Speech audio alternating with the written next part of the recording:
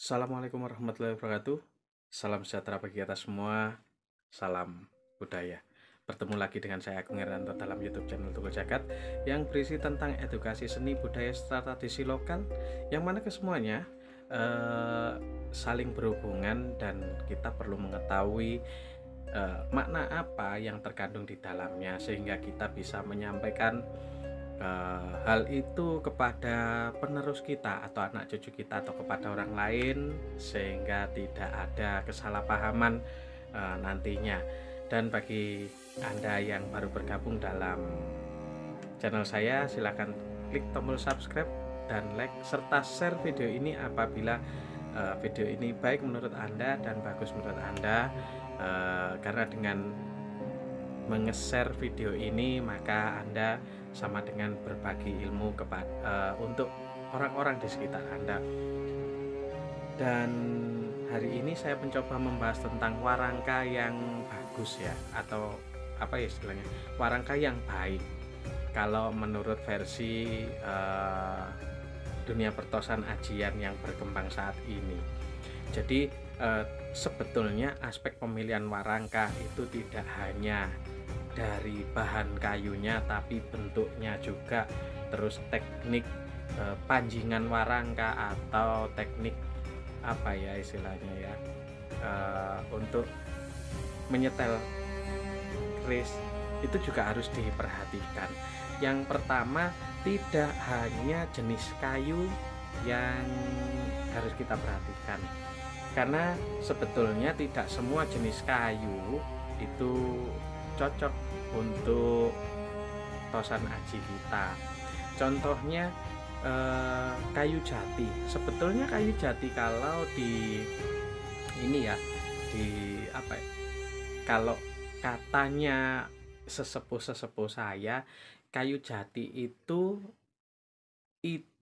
bisa ngenomke wesi. Nah, ngenomke wesi. Maksudnya ngenomke wesi, jadi besi itu akan apa ya, mudah sendiri. Jadi tidak seberapa tajam istilahnya itu. Tapi di dunia perkerisan kayu jati bisa dipakai. Ya, tapi kelasnya kayu jati itu kelas, kalau tidak salah istilahnya, untuk warangka-warangka receh itu. Jadi ada beberapa tahapan ya jenis kayu, dari yang paling bagus sampai yang biasa seperti kayu jati itu biasa atau lazimnya disebut receh, kayu receh, kayu toro, terus kayu apalagi ya, banyak sebetulnya. Jadi kalau kayu yang bagus itu timoho, terus ada cendana wangi, ada kemuning, ada trembalu, terus ada kelasnya lagi kelengkeng, kelas di bawahnya itu ada kelengkeng, sawo, terus venesium itu bisa dikatakan pertengahan, karena venesium sekarang banyak dipakai untuk warangka keris ya, jelasnya itu. Terus bagaimana cara memilih warangka yang bagus?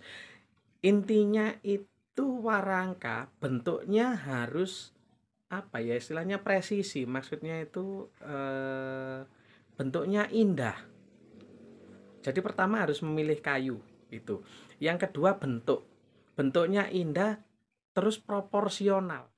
Bagian-bagiannya harus lengkap, seperti angkuk, daunan ya kalau berangga ya, angkuk, daunan, terus di sini ada cangkring, di sini ada blumbangan ya. Terus kalau gayaman di sini nanti ada gedangan istilahnya. Itu harus lengkap dan harus gotro. Istilahnya gotro itu adalah terlihat jelas ya. Terus bentuk ketika dilihat dari atas ya, ketika dia dilihat dari atas itu tidak apa ya istilahnya ini, seimbang, jadi tidak penceng. Karena kebanyakan ada yang tidak apa ya sih, tidak lurus, tidak sama, tidak presisi antara kanan dan kiri. Itu banyak sekali warangka seperti itu. Jadi warangka itu tidak hanya dilihat dari depan, ya, tapi dilihat dari belakang juga, dilihat dari atas juga, dan yang terakhir dilihat cara memanjingkan. Ya, ini istilahnya kan warangka curiga manjing warangka, manunggaling kawula lan Gusti. Jadi tidak boleh sampai benggang lebar. Ya, itu. Terus sekarang bedanya bentuk Jogja dan Surakarta sangat jelas sekali. Kalau rangka yang bagus, ini versi Jogja dulu ya, versi Jogja karena ini Brangga. Nanti sama dengan Kayaman. Jadi di depan itu gunung. Jadi pendok, bagian depan pasti gunung setelannya. Itu kalau Jogja. Di belakangnya juga gunung. Terus ini di bagian samping kanan dan samping kiri, saya lupa namanya ini. Ya, samping kanan dan samping kiri itu rapat. Dan perlu diperhatikan, ini ada garis, ya. Ini ada garis, yang mana garis ini seimbang antara kanan dan kiri. Jadi tidak ada yang lebih pendek, tidak ada yang lebih tinggi, ya. Itu setelan warangka yang bagus. Terus apabila di panjingan warangka, jadi panjingan itu lubangnya ini ya, itu apabila dijungkir tidak akan jatuh, terus tidak odek-odek ya. Kalau digerakkan gini tidak bunyi klodek-klodek, jadi bila itu tidak membentur ke warangka bagian dalam. Berikutnya, bagaimana kalau kita sudah menemui warangka yang seperti ini? Nah, ini warangka Surakarta ya. Ini sebetulnya ada kaidah-kaidah yang harus dipenuhi dalam memilih sebilah warangka. Jadi biasanya akan ditrap ya. Seperti ini biasanya. Jadi warangka sebelum dilubangi itu dipaskan, diukur, kira-kira condong lelehnya bagaimana, tepat atau tidak. Kalau memang kurang tepat berarti warangkanya harus diganti. Itu kan hanya teknik saja. Dan perlu diperhatikan, ya, kalau Jogja tadi kan gunung, kalau Surakarta atau Solo itu lurus. Sebetulnya ini karena sudut kemiringannya agak tajam, akhirnya bagian angkup itu lebih mendongak ke atas ya. Dan perlu diperhatikan satu, garis di sini, garis pendok itu tidak boleh habis, minimal 2 mili ya, minimal 2 mili, ini 2 mili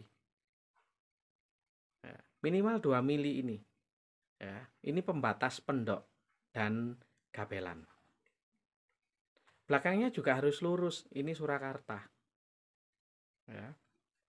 Terus apabila dilihat dari atas ya, sebetulnya ini harus pas ya. Kalau dilihat dari atas tidak boleh terlalu dalam ya. Ini tidak boleh terlalu dalam. Jadi wuwungan gonjo itu harus pas dengan wuwungannya warangka bagian atas. Ini harus sama persis. Malahan ada setelan keris itu yang agak naik. Biasanya kita temukan di keris-keris Kinata. Ya, jadi keris Kinata itu tidak semuanya masuk, tapi agak naik sedikit seperti ini. Ya, itu untuk setelan ya. Terus yang bagus memang tidak, kalau diginikan tidak bunyi tak tak tak tak tak, jadi tidak natap. Dan kalau dijungkir tidak langsung jatuh ya, itu. itu setelan warangka yang bagus. Dan warangka Surakarta yang bagus, angkup ya, angkup itu harus apa ya? Seimbang dengan janggut. Ya, janggut, ini janggut namanya. Kenapa dikatakan janggut? Karena bentuknya seperti janggut. Ya. Jadi antara janggut dan angkup itu harus seimbang. Jadi tidak boleh terlalu besar angkupnya, tidak boleh terlalu menonjol janggutnya. Karena ini sudah ada blaknya ya, sudah ada patronnya. Terus sama, dilihat ketika godongan atau daunannya, ya, dilihat di sini antara kanan dan kiri itu seimbang, presisi. Jadi tidak kecil sebelah, tidak besar sebelah. Itu warangka yang bagus dan penyetelan yang bagus versi Surakarta Hadiningrat. Terus bagaimana dengan warangka Gayaman? Sama sebetulnya warangka Gayaman ini ya. Perlu diperhatikan warangka Gayaman ini yang dinamakan gedangan. Ya, bentuknya sebetulnya sama dengan ladrang atau berangga, cuman bedanya tidak punya angkup. Jadi tidak ada angkupnya. Terus janggutnya sama ya, janggut. Terus di sini ada gedangan. Ya. Terus perlu dilihat bagian wuwungan rangka itu bentuknya seperti ini. Ya. Jadi ini tidak boleh terlalu kecil, tidak boleh terlalu lebar, jadi seimbang. Dan gedangannya ini menonjol. Itu warangka Surakarta, warangka Jogja yang bagus, Gayaman Jogja yang bagus. Dan yang jelas kalau memilih warangka itu kalau memang kita pakai untuk pusaka dan kita kenakan pada saat pasewakan-pasewakan atau pertemuan-pertemuan penting yang memakai pakaian adat Jawa, hendaknya diseimbangkan dengan postur tubuh kita. Kalau orangnya semampai, kecil, itu jangan pakai ladrang yang besar. Jangan, pakailah ladrang yang kadipaten anem. Ya, itu terus nanti apabila orangnya tinggi, kecil, ramping, yang paling bagus itu pakai wondo kacir. Jadi rangkanya itu ngelencir panjang. Itu. Kalau orangnya besar, jangan pakai warangka yang kecil karena nanti tenggelam. Kerisnya ketika dipakai itu tenggelam, jadi seolah-olah tidak terlihat. Jadi pakailah warangka yang birowo atau gagah. Jadi warangka yang bagus itu adalah warangka yang menyamakan dengan postur dari si pemilik pusaka. Itu tadi gambaran singkat tentang cara pemilihan warangka yang baik ya. Jadi janggutnya harus tidak boleh penceng ya. Bagian godongan juga harus seimbang dengan janggut, tidak boleh terlalu kecil ya. Ini khusus untuk warangka Jogja dan Surakarta ya. Terus bentuk di atas bagian wuwungan warangka juga harus seimbang, tidak boleh penceng. Maksudnya penceng itu tidak boleh besar sebelah. Karena warangka itu pada umumnya sebenarnya kalau di Jawa Timur, ini saya baru bicara Jawa Timur ya. Kalau di Jawa Timur, warangka itu sebetulnya penceng.